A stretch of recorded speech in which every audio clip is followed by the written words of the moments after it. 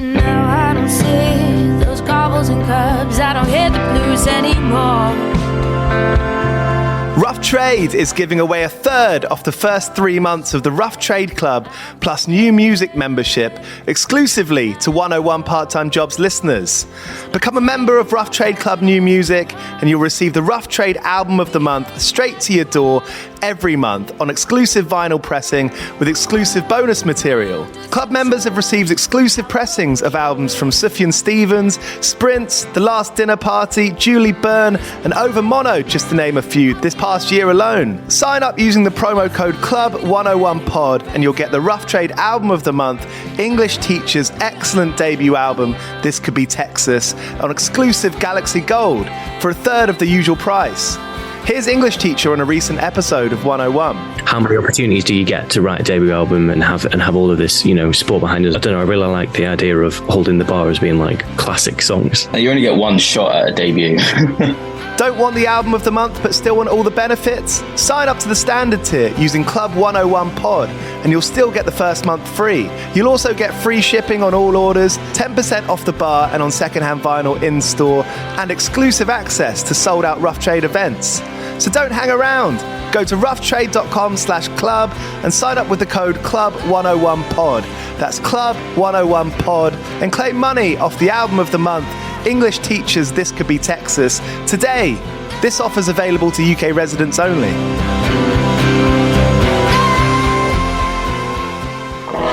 Do you play in bands? I did for the longest time. And I wish that I knew that DistroKid was a thing. I don't even think it existed back then. DistroKid makes music distribution fun and easy with unlimited uploads, and artists keep 100% of your royalties and earnings. 1 million plus artists rely on DistroKid to get their music on Spotify, Apple, YouTube, TikTok, Tidal, Instagram, and all the major streaming services. When you get DistroKid, you can see a DistroKid bank and withdraw your earnings. You get notified when you've earned royalties and you can withdraw via the app. And you can even check your streaming stats on Spotify and Apple. Get 30% off your first year on DistroKid by going to distrokid.com/VIP/101pod. 30% off for your first year. That's not bad. We know it's a tough world out there.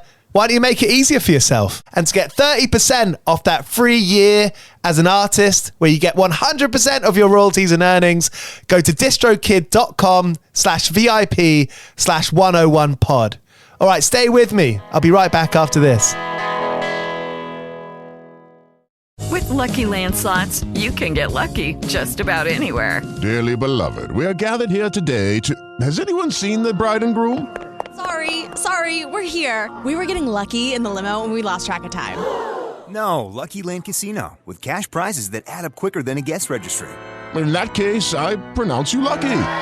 Play for free at LuckyLandSlots.com. Daily bonuses are waiting. No purchase necessary. Void where prohibited by law. 18+. Terms and conditions apply. See website for details. All right, you're listening to 101 Part-Time Jobs with me, Giles Bidder, where I speak to bands and artists about their stories of making it all work. There's no one size fits all for being a band, so there's lots of stories, lots of things they've had to navigate that they've never done before, lots of trial and error, and lots of lessons learned. That's why I'm here, to hear some of those stories that we might not ever find out anywhere else. On today's episode, I speak with James and Irv from the Murder Capital. The Dublin band have just released their new single, Heart in the Hole. It follows their second hypnotic album, Gigi's Recovery, that came out earlier this year, to amazing reviews, and rightly so. It's an incredible record, and they're an amazing band live. There's this kind of sunken feeling that has a lot of hope as well. There's a real good energy to the Murder Capital. They're quite unlike any other band I've ever heard. So it was great to do a full episode with James and Irv. After our short 10 minutes at Reading Festival, which is a bit nutty, this conversation is a bit more mellow. So feel free to go back and listen to that episode if you're feeling a bit up. This one is a bit more of a strap in for an hour kind of thing. All right, before we get into this chat, I'm here with Rebecca from Eka, brand ambassador for Ampolo, which is a great free app for musicians. Rebecca, could you tell us a bit about Ampolo and who's using it and why and when? So I've been using Ampolo for a few months now. You can upload any song. So I've been playing around with some Eka bits, or I'm a saxophonist, so I play a lot of Charlie Parker and things like that. So anything goes really, and it demixes it within under a minute. So I can take out that part. So especially for jazz use case, if I'm wanting to improv, myself, I'm not then stuck with Charlie's solo.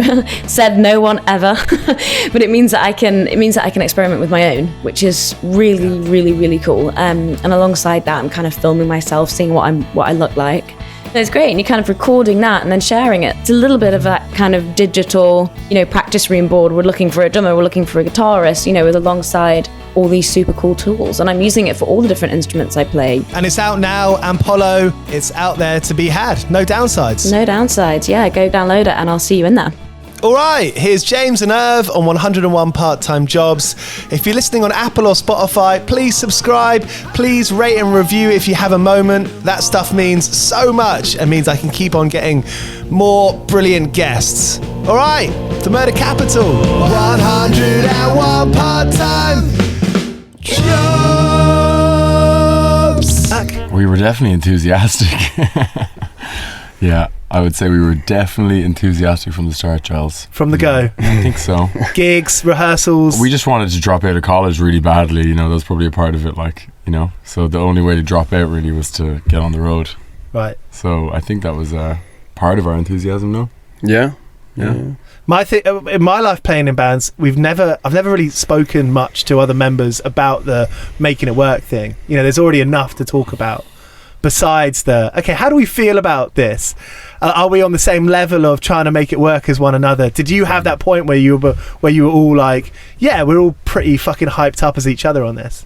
Yeah, we did actually. There were two other members who were in the band, and it kind of came to this point where three of us were like obsessive about it, and maybe they weren't on the same page. I don't know, did it come down to musical taste or what, but they just kind of were like, no, we're gonna bow out. So that's natural. Yeah. It was also just time, it was the amount of time that we wanted to spend putting into it.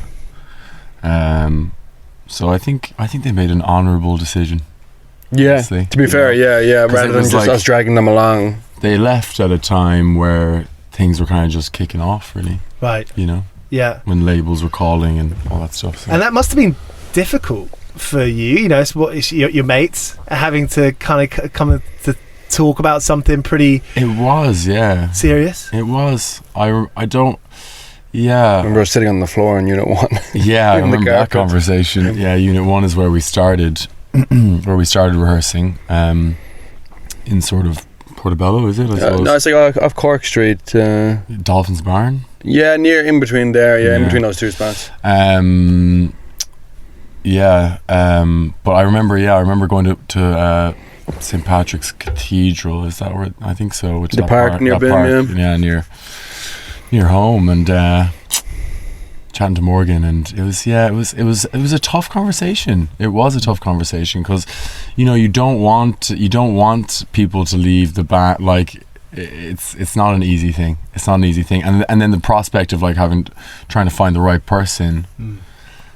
We did though. Yeah, we got really lucky. Got really lucky, I think. Yeah, I remember just texting around, and it was actually Tom Call from Fontaine's that found Diarmuid for us, or at least linked us up. I believe that's how it went.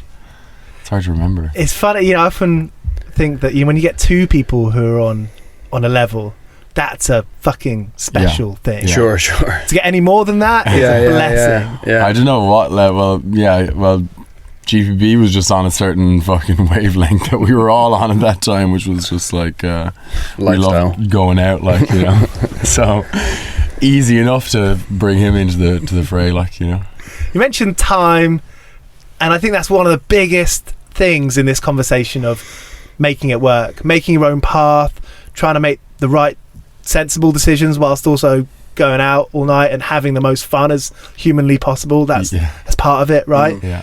Time is such a huge factor in that, because whether it's getting time off work, when you're working 8 hours at a supermarket or admin doing whatever you're doing, and then time on the other side where you're like, say if you do have 2 weeks to write songs, what if you don't write any songs in that 2 weeks? Yeah, well, as well having the time, like, you know, you're talking there about having 5 people on the same page, kind of having the time to grow onto the same page, you know, because you might be on the same page about certain things, but like the process and approach is something that it's not going to be there initially, you know. Yeah, that's going to have to grow, and the communication is going to have to develop, and maybe people are peter out before that happens, because that is really difficult to develop.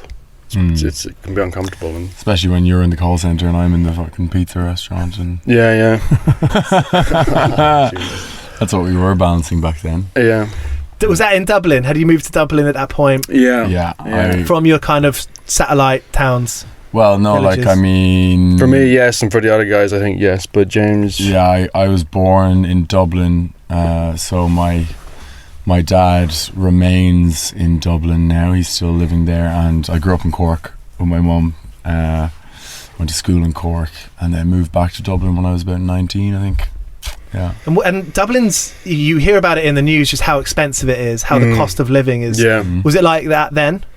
It was veering that way. I would dare to say it wasn't quite as bad. But yeah, it was definitely... You have more experience of it, I suppose. I never had to rent. I just lived at home. Yeah, at the time. I actually got quite lucky with the 2 places I was in. One was in Dolphins Bar, and the other one was Rory's girlfriend's mum had a place, and they gave it to us at a good rate. So great. Yeah. And you were at the call centre of... I was at the call centre, yeah. How did you get into that? Because anyone who's worked that job knows you have to become a bit of an actor. Yeah, just reading the script, it was pretty... Yeah, it was fine, but uncomfortable when you just calling people, and it was weird because it was like government-funded surveys we were doing, and the only people you get talking to would be old people, to be fair. They were the only ones who take the call, but yeah. They're vulnerable folk. Yeah, I think D worked... The type that would fucking call Joe Duffy, like. Yeah, D worked at the call centre at Sky, I think, for a while, which sounded worse, to be honest. Yeah. And pizza restaurant, James? Yeah, I worked at... I was working in... For most of the way through college, I was working in Dublin Pizza Company. I was just like front of house. It's like a little... just a little window, a shop window, and we'd be slinging a lot of pizzas. You got me a trial there as well, didn't you? And I didn't get the job. I did like 2 or 3 days and never got a call back. I think, that's... Is it a nice place? Would you go to it if you weren't working It's there? a great pizza, it was great pizza. They treated us very well in there. Mick Ryan was a bit of a legend, I think, overall, and we I don't know, the shifts were mad though. We used to work like 11 hours, you know, and if there's nowhere to sit down or anything like that, so you're just going. But we had unbelievable crack in there, like, and we went down to a couple of festivals with it as well, you know. Yeah. I think I slung pizza at Electric Picnic once. Yeah. And that's when you see people with the dough doing that, and they look like like a lasso. Yeah, pretty That's a much, great skill. Hey, you'd impress a lot of people with that. Yeah, we must have been like playing festivals maybe while I was doing that, or no? I don't think you went to a festival that summer. I mean, you might have been offered to work it, but there's a funny scene in Dublin of like the pizza spots owner, because a friend of mine worked at a different one, and it was funny how they were just such the same thing, like the dynamic inside of them, and the lifestyle that was kind of going along with it and stuff. It's like TV shows, that little ecosystem. When I worked at the supermarket in the town where I'm from, near Hemel Hempstead, great town called Berkhamsted. Where's that near? Northwest London. Right. Nice. And a lot of us worked in the Waitrose, which will tell you a lot about what kind of town it is. Right. And all of half our mates worked there. And then the Christmas party, which was always hilarious. Yeah. They'd give you a +1. So everyone we knew would come to our work Christmas party, and there'd always be so much of a ruckus. But I look back then, and I had a moment a few years ago where I thought I'd like to sort of write about that, just to remember it, but also maybe, you know, write some stories about what it was like working there, because every day there was something new. There was that sort of matey boy who was a bit of a tough guy. He got arrested during a shift because he was putting money down his sock. Wow. Oh yeah. You know, my mate Doddsy was always taking photos of me when I was taking my morning shit over the. You know, it's just always these little bits. Yeah. And I think when you get those little ecosystems, that puts goosebumps on my arm. That's the good shit. Yeah, yeah. You know, as mundane as it can be, there is some fun to be had. Absolutely, that carries you through. Yeah. Do you remember having that kind of thing when you were at work where you were like, I want to think about the band. I need to get back to this email about the gig. We need to book the next recording session. All the time. I remember even like testing out a couple demos over the speakers maybe. Oh really? Yeah, I think so. Yeah. Because I'd have control of the music sometimes in the shop, like, so I'd play some demos out and be playing into Angel Street, you know. Hoping that people would come in and be like, what's that? yeah. Whereas people were like, what's that? What is that? What was the like kind of infrastructure? Because Fontaines was going when you were coming up, and, or, you know, when you had the lineup change. Yeah. Seeing that band do amazing things, was there an element of, you know, there's a way to do this in a cool way? I think at the time it was even more like, I think at the start, I think it was like Gilla Band, FKA girl band, you know. Yeah. They were just making a lot of moves at that time. It felt very present in Dublin, and then but it almost felt like, well, for me anyway, that they were like, I don't know, untouchable. Yeah, you know what I mean? Yeah. And then Fontaines, we kind of knew them. James knew them, and then we got introduced and stuff. And then it was like, oh, this is something just a bit more tangible, because I didn't know the Gilla Band lads at the time. It's amazing how that works. Well, I do remember the day that, like, because we were hanging around for a while at this point, and then I remember the day that the lads signed to Partisan. And that made everything feel very like, even their ADC live announcement. Yeah, that felt huge. Yeah. Just getting a live agent at the time was like fucking crazy to us. Yeah. So, like it's that classic thing of, like, you know, someone you know doing something that seems unachievable, and then suddenly your goals shift. Our goals were already there, and we'd already had some momentary sort of touches with industry heads and stuff like that. But it felt like, you know, felt very tangible then. How have you been with balancing that excitement? You know, reality hits, you know, and like there's nothing happens from 1 minute to the next, and you know, it's very rare. It does happen, I suppose. But how have you been with, you know, looking at what you want to do, seeing that you're kind of on your way there, and you know, balancing that like pure lightning in a bottle excitement with, you know, a sensible approach, basically. You know, I don't remember a time where we weren't like, where something like sort of fast-paced or chaotic wasn't happening to us. Oh, the pandemic. Yeah, but like even that in itself, we were like met with like this crazy challenge. Yeah, well, that was like that, and that, like, we were immediately, as soon as the pandemic hit, we left our American tour. 2 days into it, we came home, and then it was like we were working on like this, like, I don't know, we were making a video for that cellophane cover, and then we were like trying to get back writing as soon as possible, and within a few months we were starting to write Gigi. Yeah, I think during that time, like, there was kind of what you're talking about, because I can only speak for myself really, but it was feeling like things were happening with the first album, and then it wasn't, and then it was such a long drawn out pandemic. Obviously it was like, is this gonna happen again? Right. So there was kind of ultimately kind of a healthy acceptance of like, I'll actually be alright if it doesn't happen. You know what I mean? Yeah. Like, I'll actually be okay.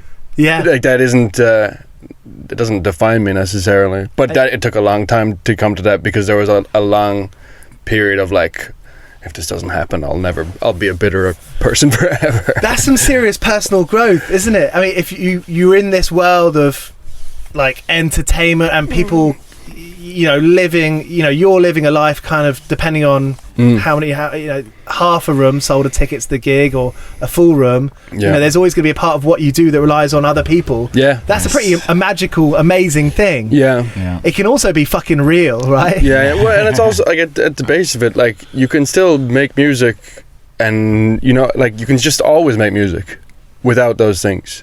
Like, if that's what you really like doing, that's the base of it, and that can't really be taken. I wonder if like the key to that, or like the key to that kind of thinking, is like, everyone has that at a certain extent. You know, no matter what job you're working, like, oh, what if my boss fires me tomorrow? Yeah. But it's like how, you know, I think like the key to that is just sort of enjoying it, right? And trying to live in that moment. Yeah. Sounds like a cliche, but probably a cliche for a reason. Yeah, but like you say, like everyone's, it's like a kind of human instinct to have those existential fears, a little bit of survival, and they're not going to go away. Like, moving to London, was that a big decision? I mean, how attached to Dublin did you feel? I mean, obviously it's so different.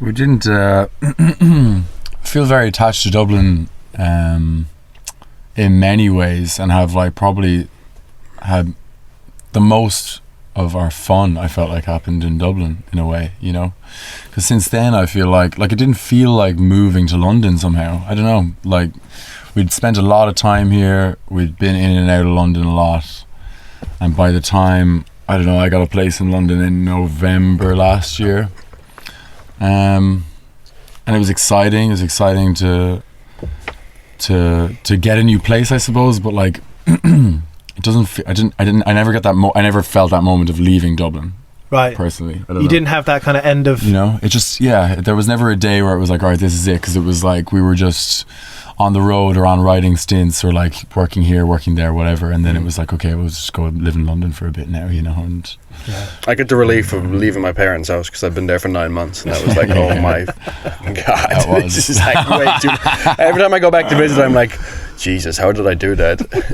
Wow. I know that feeling. Yeah, once you've gone and you come back and you go and you come back, you and weren't unscathed, like, you know. Yeah. That thing of always being in motion, you know, there's always the next thing to do. In a way, there's a bit of freedom in that. There is like a freedom if you just concede to being a fucking madman, like, just a suitcase guy, just being like, you know, your eyes are like, there's no visuals of podcasts, like, but you know, you're just. It's a big adventure, like. That's it, you know. You just got to head out and just fucking go. And there's been like, you know, I always say that like my parents' divorce kind of set me up for this, you know, because I always had a train ticket in my pocket as a kid, no joke. Like, you know, I'd be going up to Dublin on a Friday, back down to Cork on a Sunday. It was 4-hour drive each way back then, before the motorway was like the shit. So I've always been on the move. Always had a backpack. That's right. A backpack, yeah. It's funny that the motorway for Irish people is like a recent invention. I know. It's like, and then we got the motorway. And like we were in Donegal last week, and there isn't a motorway for a couple of hours when you're leaving there. It's like, I remember going there, it must be about 10 years ago, and went with a girlfriend, and we were like, oh, we'll just get buses. Yeah. Oh, no. Bad idea. So expensive as well. So expensive. There's like 2 buses a day. Yeah. But the trains, that's the thing, like, you know, as far as I'm aware, there was an incredible railroad track that ran from Dublin to all up to Donegal, and they ripped it out when we got our independence, because it was built by the British, and they ripped it out and never rebuilt it. You know? Yeah, you see it like in Cork over by the viaduct. That's part of that rail track, I think. Yeah. You know, as we learned in school, I can speak for myself and a lot of my friends, we were taught so much about World War II. We were never taught anything about Ireland. Yeah, I know, it's funny. I know, that's you know, that's it's still ongoing. That's how you sort of maintain a thin veil of ignorance, you know, basically. Cleverly done, I suppose, in a way, like, because I don't know how else you do it. It's just I'd love to know how that works, or where that comes down from. I don't beg to pertain to know that information, like, but you know how those decisions are made to keep information from school systems in order to sort of maintain like a sense of national pride, as if things from past generations should be felt, as if that guilt should be felt internally in the present. I feel like that's kind of a mad thing, you know. It's kind of like when you see, like, growing up in Ireland, there would have been like a lot of like you know, surface level, childish sort of like British hate in the playground, for example, and I always kind of thought that was a mad way to look at things, like as if, you know, your friend's dad had done anything, or you know what I mean, if like being British by proxy in the present day in modern times means that you perpetrated crimes from 100 years ago. Like, it doesn't, or even obviously from 50 years ago. But I always just find it shying away strange. from that history is definitely feels like not the move. Yeah, it does, it's so, and it rears its head in strange ways now. Like, yeah, like on nights out, you'll get somebody who's drunk and they're like, "I didn't know about. He just told me about all this. I didn't know about." Yeah. Sorry. Or as if that strange. It does bring that strange thing then of like as if there's like some sort of apology needed, which there isn't from some kid my age. Like, they're probably. There's a lot of apologies needed from certain other people. I think we have responsibilities, though. I feel I have a responsibility, even by saying that, only because only in the last few years there have been books like Say Nothing and another one that I can't think of right now where it's called For the First Time, and that's a more satire kind of comedy. But I'm like, oh my, this is. I need to inform myself, and I think there's a lot of people our age thinking that right now. Yeah. Well, it's always healthy to inform oneself. Like, I don't know whether or not it's a responsibility. Like, and I mean that on a more like, wide lens. I don't like, we sort of people can do with what they want with their lives. Yeah. In that respect, humility's good, and to remember that we're not perfect people. I think that makes. I think that's something that I think a lot about. Having like a partner and having friends, we're a bit more open now than we were a few years ago, maybe. Sure. Yeah, man. I don't think everyone this idea that we need to know everything. Like, that's a good example. Like, I don't feel like anyone should be sort of in the hot seat for not knowing exactly what happened with every part of British colonization. There's a lot to know.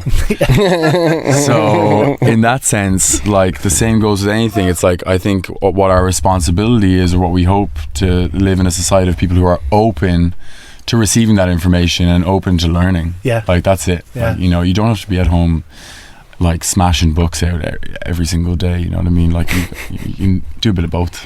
There's a reward from it as well. There is a personal benefit to it as well, isn't it? I mean, I go in and out of reading like lots of people. But there's a slow benefit of process. It's like going to the gym. Absolutely. You just end up feeling better generally. Yes, that's right. It just keeps things kind of ticking along subconsciously. I mean, hey, routine is something that, your routine is chaos. But having a book that you're holding on to for a couple of weeks actually is quite a nice grounding thing, just in your bag. It gets kind of mangled from traveling, but you're like, I'm doing that at the moment. Yeah. Yes. That's something I'm doing. And it's funny how we do it with music, we do it with authors, films, TV shows. We find ourselves in other things. Yeah, absolutely. We find ourselves to relate, and we're like, that's my person. Like, that's something that I felt a little bit lost in. Oh, that gives me a little bit of confidence. Is that an ongoing thing? I mean, this is a sort of a very personal question. I think that's a human thing. Like, that's like, the best feeling in the cinema is when you're watching a film and suddenly you're brought to tears before the upper levels of your consciousness can like relay to you why that is, and then it's afterward that you get the picture from like what it was in your life that brought that emotion out of you. Like, so I think that goes for anything we watch or read or listen to, or it's and you can also then, I think, like, it's really one of the sweeter things about making music or like being in a band, which is that you kind of have this feeling and understanding of what it took for that director or that photographer or whatever to get to that place of making that work, and like the kind of time spent on it, and that's what makes it human. And I really don't want to get onto this, but I'm going to say it anyway. That's why AI art, like AI music and all that stuff, like has no real place in like emotion for me. That full stop. That moment, we talk about not really knowing why that moment, that part in that film brings you to such emotions, or that's a moment. It only becomes a thing that you can kind of package and make sense of afterwards. I find that so interesting that like there are these pockets of moments everywhere. I mean, one of my favorite lyrics was, my friend Greg wrote the song, and he was like, happiness only lasts for like a moment. And that doesn't sound so profound without the song, but like there's pockets of moments that we have. I love those kind of lyrics, the straight up ones, that just hit. I also love in the right context. They're amazing. Things can't make sense without the music behind it, and that's sort of that relationship, how essential it is. I mean, what has the last 12 months been like for you in terms of writing, in terms of balancing touring but also writing, and you know, you've got this last album, this most recent album is ace. I imagine you want to build on it, right? Yeah, I think what's been different is that there's been a lot of solo writing going on in the last couple of months, and then that's been when we've had the time, we've connected and we've worked the stuff out together, which is kind of new for us, I think. Okay. Before, was it like more of a in the room? It was very much in the room, jamming it out, like absolutely smashing our heads off the wall, and we got results, but they were so slow, like, as well, because we would, you know, writing a song, sometimes like you find different roads and you have to go down them before you're like, no, I took a wrong turn a while ago, but you can do that much quicker, I think, with one or two people. And then, you know, flesh it out. I don't know. Yeah, I'm excited about the new way we're working. And lyrics? Yeah. Is that a shared thing, or is that you mostly you, James? That's me, yeah. Like, this year's been, like, frankly, I've been writing a lot less than I want to. I've been like, overall, but when the writing's been good, I've been in a good flow with it. And then, like, I've also just been, I've honestly never experienced like tiredness like I have this summer. The going and coming back, I found festival season just mental, honestly. So I've been kind of like, up and down with writing consistently, which is where I like to be. I like to be in more of a routine. And you said like our lives are kind of like chaotic. It's true, but you can find routine in it. It's not that like you do something at the same time every day. It's just that you do the same things every day. Yeah, like brush your teeth. It sounds funny, doesn't it? But like brush your teeth and do some writing and do, do whatever, your push-ups or whatever it is that you do. Yeah. Do you write a diary? No. You should. No. Even if you wrote like I've never lasted a few lines a day. Yeah. It doesn't have to be, because we think of a diary being like this big effort. Yeah. It doesn't have to be. I know. There was a period maybe at the beginning of last year where I was writing lines every day for a few months. It is a really nice thing to do. I only write it when I feel awful, just to work through stuff. So I feel like if anybody ever found it, it'd be so skewed. Like, God, he was feeling that way all the time.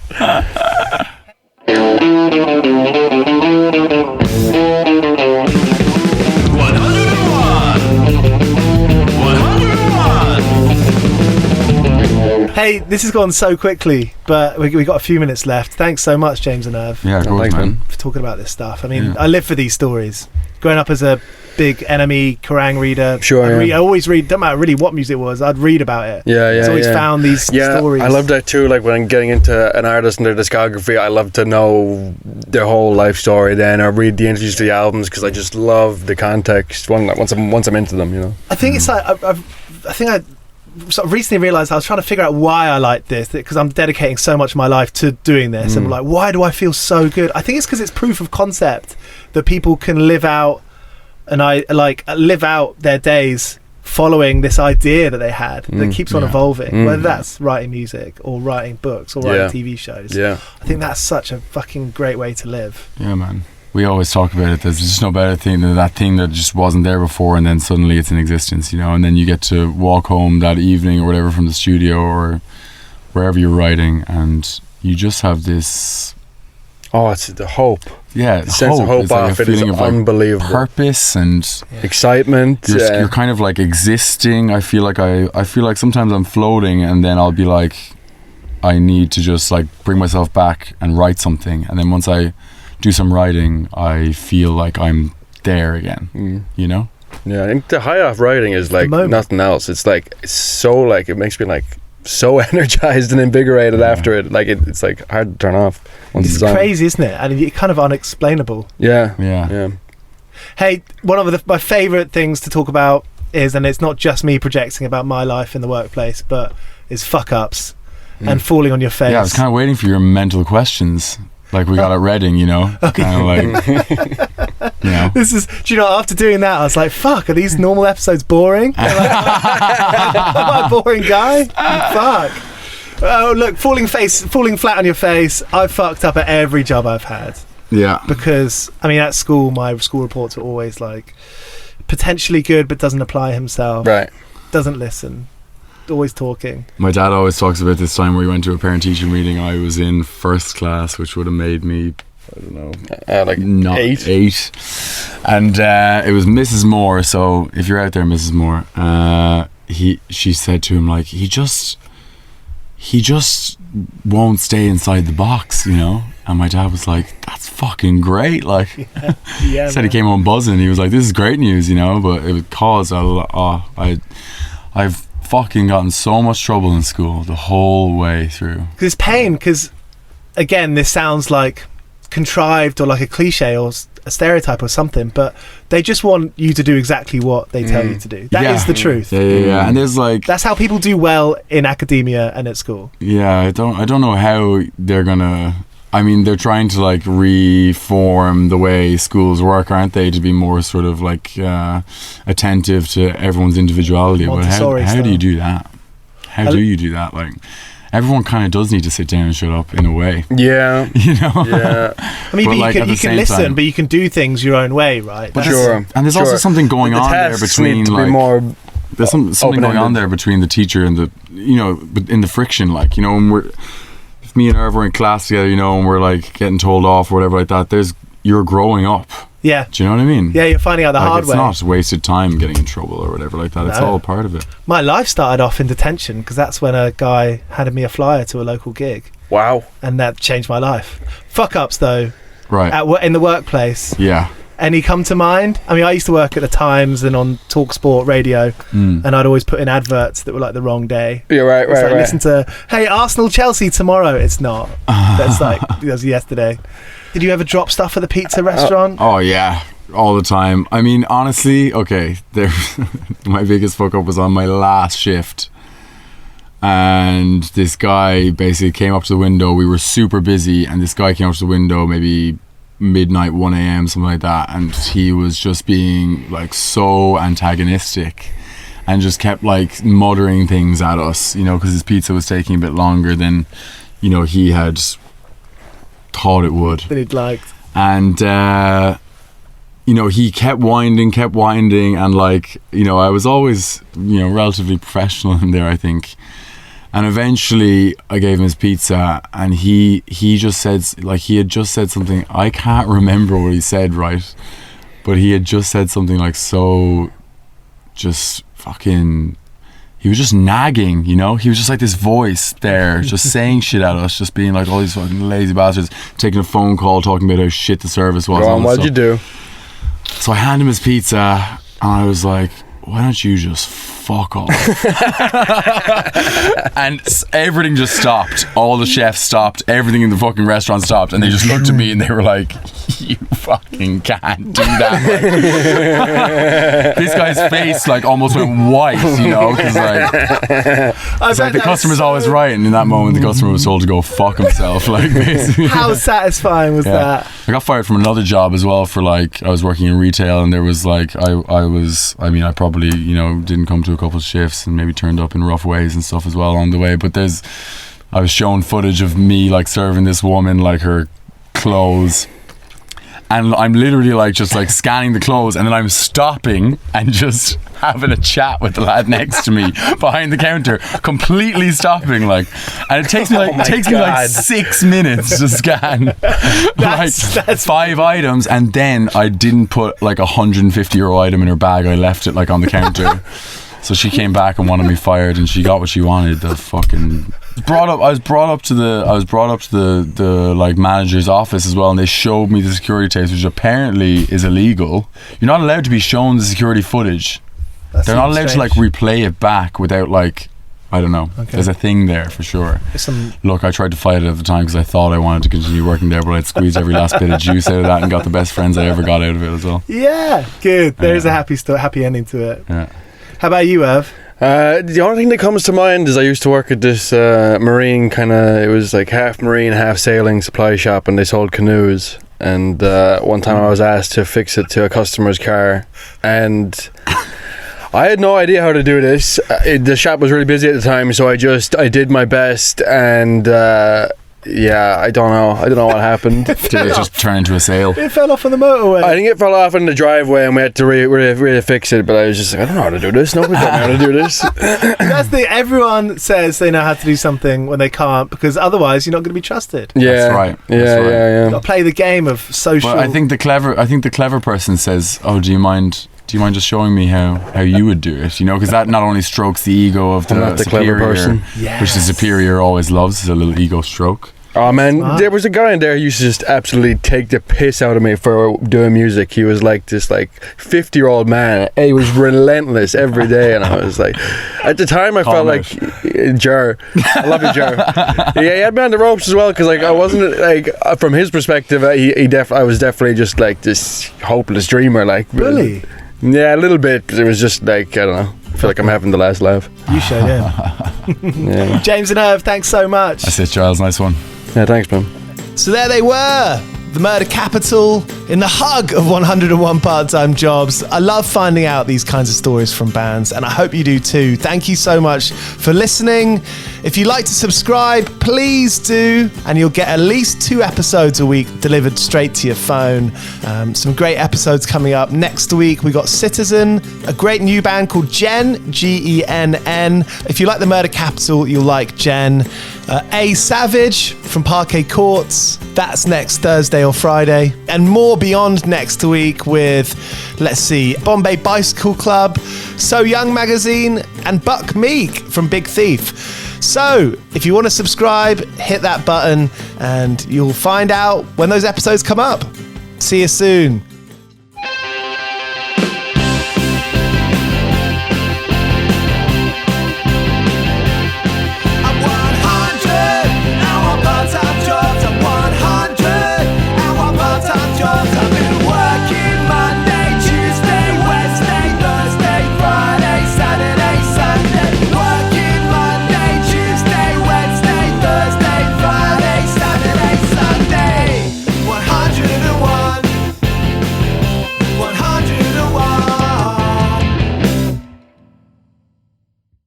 Hello, it is Ryan, and I was on a flight the other day playing one of my favorite social spin slot games on ChumbaCasino.com. I looked over at the person sitting next to me, and you know what they were doing? They were also playing Chumba Casino. Coincidence? I think not. Everybody's loving having fun with it. Chumba Casino is home to hundreds of casino-style games that you can play for free anytime, anywhere, even at 30,000 feet. So sign up now at ChumbaCasino.com to claim your free welcome bonus. That's ChumbaCasino.com and live the Chumba life. No purchase necessary. VGW. Void where prohibited by law. See terms and conditions. 18+.